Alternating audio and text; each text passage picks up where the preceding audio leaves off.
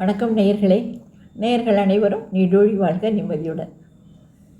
இப்போ ஒரு சின்ன கதையை பற்றி பார்க்கலாமா? அதாவது ஒரு ஊரில் குரங்குகள்லாம் சேர்ந்து ஒரு மாநாடு கூட்டுச்சு.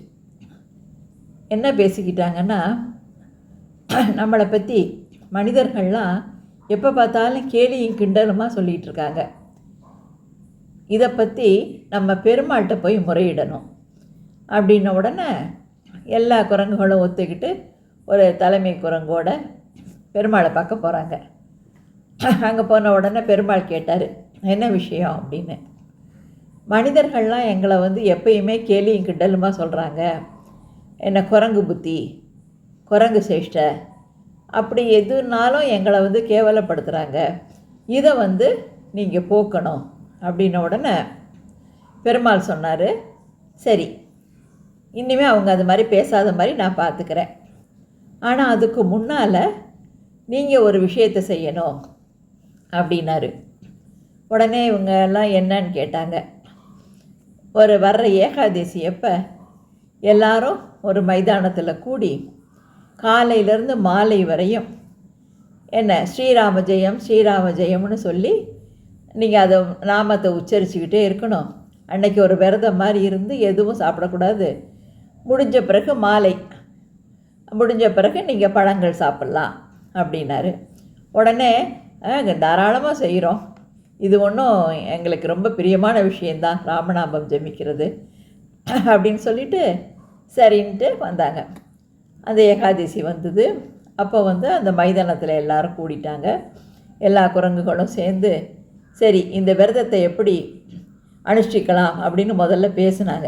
பேசினப்ப அதில் ஒரு குரங்கு சொல்லிச்சு, நம்ம மாலை வரையும் இந்த ஸ்ரீராம ஜெயம் சொல்லிக்கிட்டே இருக்கிறப்ப நமக்கு ரொம்ப களைப்படைஞ்சிருவோம். அப்போ போய் நம்ம பழங்கள்லாம் பறிச்சுக்கிட்டு இருக்க முடியாது, அதனால் முதல்லையே பறித்து வச்சுருவோம் அப்படின்ன உடனே தலைமை குரங்கு கொஞ்சம் யோசிச்சுது. இருந்தாலும் மற்ற குரங்குகள்லாம் இல்லை இல்லை இதுதான் கரெக்டு, நம்மளால் ரொம்ப களைப்படைந்த நேரம் போய் பழங்களை பறிக்க முடியாது, முன்னாடியே பறித்து வச்சுக்கலாம் அப்படின்ன உடனே சரின்னு பழங்கள்லாம் பறித்து ரெடியாக வச்சுக்கலாம், பழங்கள்லாம் பறித்து ரெடியாக வச்சுக்கிட்டாங்க. அதில் ஒரு குரங்கு சொல்லிச்சு, அப்புறம் மாலை நேரம் எல்லாமே நம்ம பசியாக இருப்போம், அப்போ நமக்குள்ளே சண்டை வரும் பழங்கள் சாப்பிட்றதுல, அதனால் இப்போவே ஆளுக்கு என்னென்ன பழம்னு எந்தெந்த அளவு பழம் அப்படின்னு சொல்லிட்டு பிரித்து வச்சுக்குவோம் அப்படின்ன உடனே சரி அப்படின்னு அதெல்லாம் அப்படியே பங்கு போட்டு அவங்கவுங்க பக்கத்தில் அந்த பழங்களை வச்சுக்கிட்டாங்க. அப்புறம் ஒரு குரங்கு சொல்லிச்சு, இதை நம்ம ரொம்ப பசியாக களைப்பாக இருப்போம், அப்போ போய் உரிச்சிக்கிட்டு இருக்க வேணாம், முன்னாடியே உரித்து வச்சுக்கலாமே அப்படின்ன உடனே அதை சில குரங்குகள் ஆமோதிச்சு ஆமாம் உரிச்சு ரெடியாக வச்சுக்குவோம் அப்படின்ட்டு உரிச்சுதுங்க.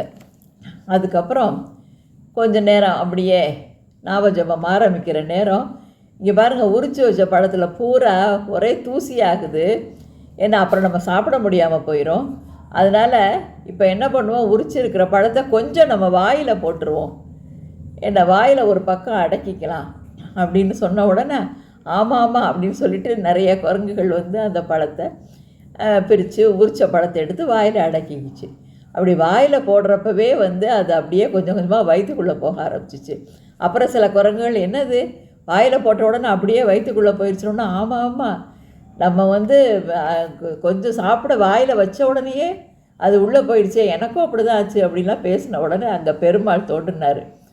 பார்த்திங்களா, ஒரு சின்ன விஷயத்தை கூட உங்களால் ஒழுங்காக செய்ய முடியல, என்ன அது ஒரு கட்டுப்பாடோடு நீங்கள் மாலை வரையும் உங்களால் இருக்க முடியல, இந்த மாதிரி இப்படி செய்கிறீங்க. இதை தான் அவங்கெல்லாம் குரங்கு புத்தி, என்ன குரங்கு சேஷ்டை இப்படிலாம் அவங்கள சொல்கிறாங்க அப்படின்னு பெருமாள் அவங்கள்ட்ட சொன்னார்.